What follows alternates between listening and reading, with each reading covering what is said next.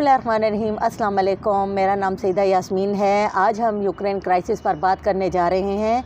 मेरे साथ बैठे हैं अरशद ख़ान और इनसे हम बात करते हैं। आप ये बताइए कि पुतिन के क्या ख़यालात हैं कि वो क्या करना चाहता है इसके साथ, यूक्रेन के साथ। जी, बहुत शुक्रिया आपका कि इस तरह के अहम इश्यूज़ को आपने उठाया है। और कुछ दिनों से मैं भी नोट कर रहा हूँ, यूक्रेन को मैं फ़ॉलो कर रहा हूँ, उसकी इश्यूज़ को, उनकी क्राइसिस को, जिस तरह रशिया ने उसके ऊपर अटैक किया है। तो बेसिकली रशिया वही कर रहा है जो पिछले कई दहाइयों से, कई अरसों से ये अमेरिका कर रहा है, पाकिस्तान कर रहा है, चाइना कर रहा है, और इसके अलावा और भी बहुत सारी कंट्रीज है जो अपनी दिफा के लिए कर रहा है। बिल्कुल। तो ये जो सूरत हाल है, रशिया भी उसका ही पैरोकार है, रशिया भी वही कर रहा है। लेकिन फ़र्क सिर्फ इतना है कि रशिया ने खुलेआम जंग का ऐलान किया है। कई दफ़ा वार्निंग देकर, कई दफ़ा अपने मकासद, अपने एजेंडे को यूक्रेन के सामने रख कर, उनसे गुजारिशात करके उसके बाद उन्होंने जंग का ऐलान। दिफाई सिस्टम को मजबूत बनाने के लिए उन्होंने गुजारिश की थी यूक्रेन से कि आप नेटो का हिस्सा ना बने, आप यूरोपीय यूनियन के करीब ना जाए, उनको जाए ना करें। बाकी हमारे कोई मकासद, हम आपको कुछ नहीं कहते, क्योंकि ये जो यूक्रेन का जो सदर है वो ज़्यादा इंटरेस्ट ले रहे थे यूरोपीय यूनियन में, नेटो में। तो इस वजह से उन्होंने कहा कि नहीं, अब हम उसको ज्वाइन करने जा रहे हैं, बाकायदा तौर पर उसने ऐलान किया। तो जो उसके बाद रशिया ने कहा ये तो अब बात मान नहीं रहे, तो अब हमें अटैक करना होगा, हम जंग का ऐलान कर, इस तरह उन्होंने जंग का आगाज़ किया। इस मुश्किल हालात में पाकिस्तान ने फिर रूस का दौरा क्यों किया था? अच्छा, ये ना अहम सवाल भी है और सिंपल सा भी है, मैं आपको बता दूं।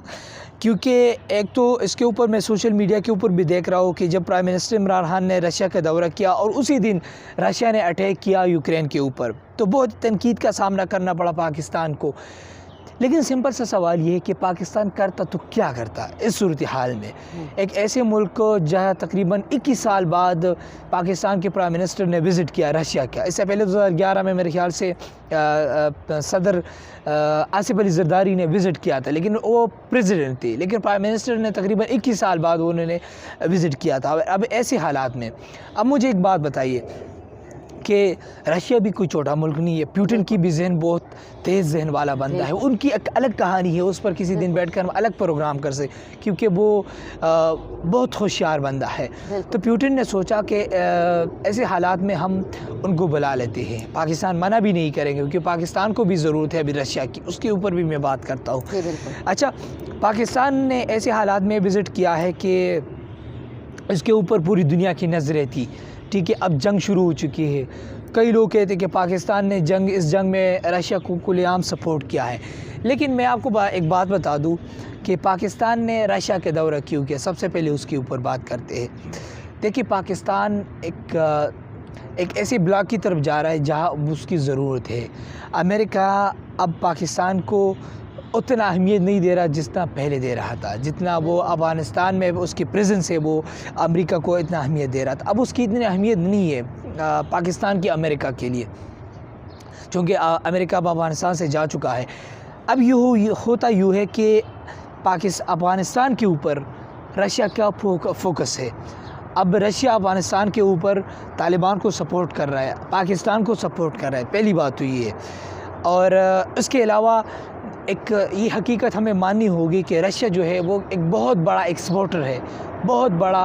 पाकिस्तान उनसे चीज़ें इंपोर्ट करता रहता है। अगर आप गंदम की मिसाल ले लें तो लार्ज स्केल पर गंदम वहाँ पर पैदा होते हैं, वो दुनिया को एक्सपोर्ट करते हैं। पाकिस्तान भी इंपोर्ट करता है, पूरी दुनिया करता है, यूरोप ख़ास तौर पर वो करता है।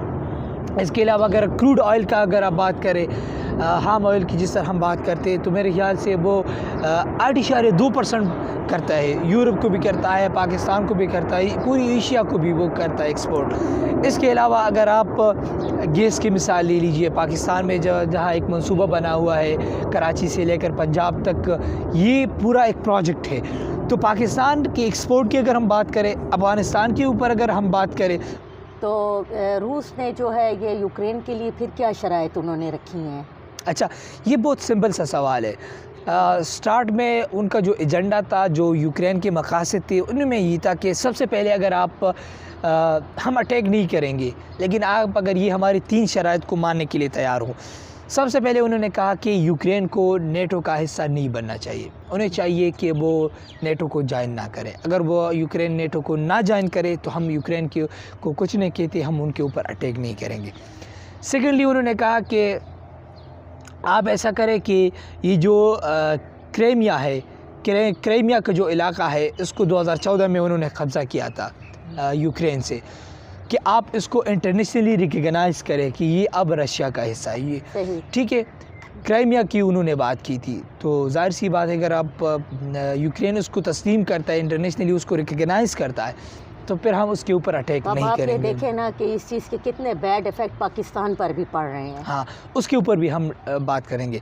तो उन्होंने कहा सेकंड नंबर पर, thirdly उन्होंने कहा कि इंटरनेशनली जितनी भी नेटो की अफवाज है या दूसरी भी अफवाज है, वो डिप्लॉय नहीं करेंगे यूक्रेन में उनको जगह नहीं मिलेगी, और इसके साथ साथ आप यूरोपीय यूनियन को ज्वाइन ना करें। ये 3 शराइत उन्होंने रखे थे यूक्रेन के लिए। तो ये बताइए कि यूएन सिक्योरिटी काउंसिल के ज़रिए क्या वो यूक्रेन के हालात को बदल सकेंगे? हम सिक्योरिटी काउंसिल की बात करें या यूनाइटेड नेशन की बात करें, इसकी भी यही हालत है। अभी जो रिजोल्यूशन पास हुआ था, मैं आपको बता दूं, आई थिंक 141 या 142 के नज़दीक जो ऊट पड़े थे वो रशिया के अगेंस्ट पड़े थे।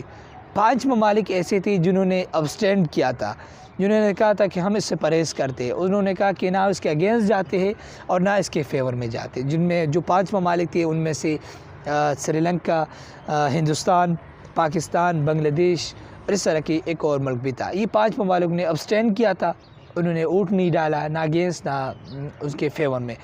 और 141 जो थे उन्होंने रशिया के अगेंस्ट वोट डाला था।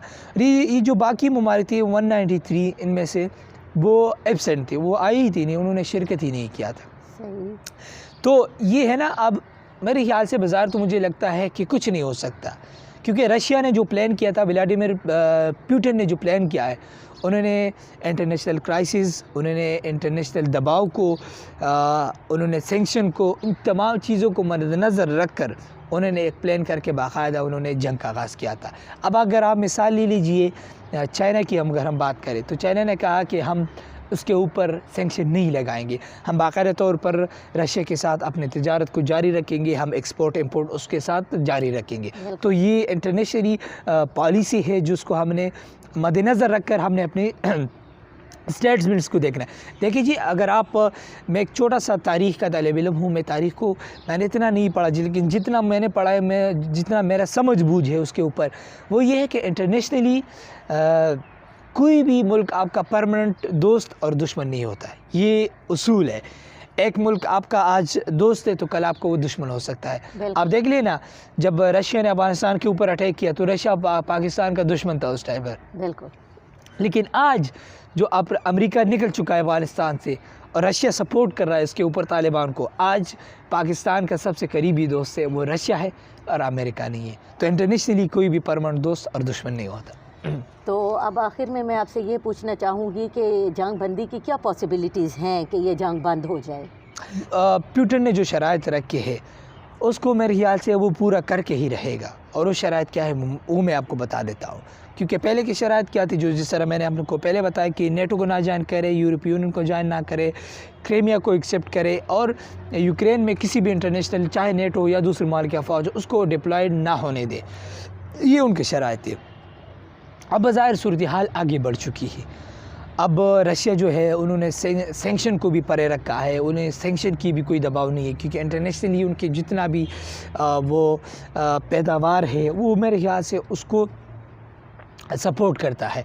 इसके अलावा अभी चाइना ने जो स्टेटमेंट दिया है कि हम उसके साथ तिजारत बरकरार रखेंगे। यहाँ पर मैं आपको एक पॉइंट बता दूँ कि चाइना की भी ये सूरत हाल है कि वो भी शायद तिब्बत, शायद हांगकांग, शायद ताइवान उसके ऊपर हमला करे, उसके भी जो मुतनाज़ा इलाके हैं वो भी उसको हासिल करना चाहते हैं। तो उन्होंने कहा कि हम उसके ऊपर कोई सैंक्शन नहीं लगा रहे, उसके साथ तिजारत को हम बरकरार रखेंगे। तो मुझे ये लगता है कि अगर ये सैंक्शन की जो सूरत हाल है इसको तो आप साइड पर रखिए, क्योंकि मेरे ख्याल से चाइना अब उसको सपोर्ट करेगा इकनॉमिकली, जितनी भी चीज़ों की ज़रूरत होगी उसको सपोर्ट करेगा। एक तो ये, दूसरा ये वो काफ़ी आगे बढ़ चुका है रशिया। तो जब वो आगे बढ़ चुका है तो मुझे तो नहीं लगता, बाज़ार जो सूरत हाल है रोज़ बरोज़ शिद्दत एहतियार कर लेते हैं वो जंग, और पुतिन जो है रोज़ाना के तौर पर वो दूसरे दिन तीसरे दिन वो न्यूक्लियर वेपन्स की भी वो धमकी देता आ रहा है, ठीक है। तो इस सूरत हाल के मद्देनज़र मुझे नहीं लगता, लेकिन बहरहाल उन्होंने फिर भी 2 शराइत रखी थी कि जंगबंदी की 2 सूरत हाल है। अब मैं आपको बता देता हूँ। एक ये कि रशिया जो है वो क्या करे, अभी वो जितनी भी अफवाज है उनकी या जितनी भी सिविलियन है जिसके पास बंदूक है, हथियार है, उसको वो हथियार डाल दे और वो सरेंडर कर दे। एक ये उन्होंने कहा था। दूसरा उन्होंने कहा कि ये क्या करे कि ये लिख के हमें साइन करके दे दे कि ये अब यूरोपीय यूनियन और नेटो को वो ज्वाइन नहीं करेंगे। अगर यूक्रेन इन 2 शराइत को मानने के लिए तैयार है तो अब हम इस जंगबंदी के लिए तैयार है और टेबल टॉक करते हैं, इसके ऊपर बाकायदा तौर पर जंगबंदी होगी।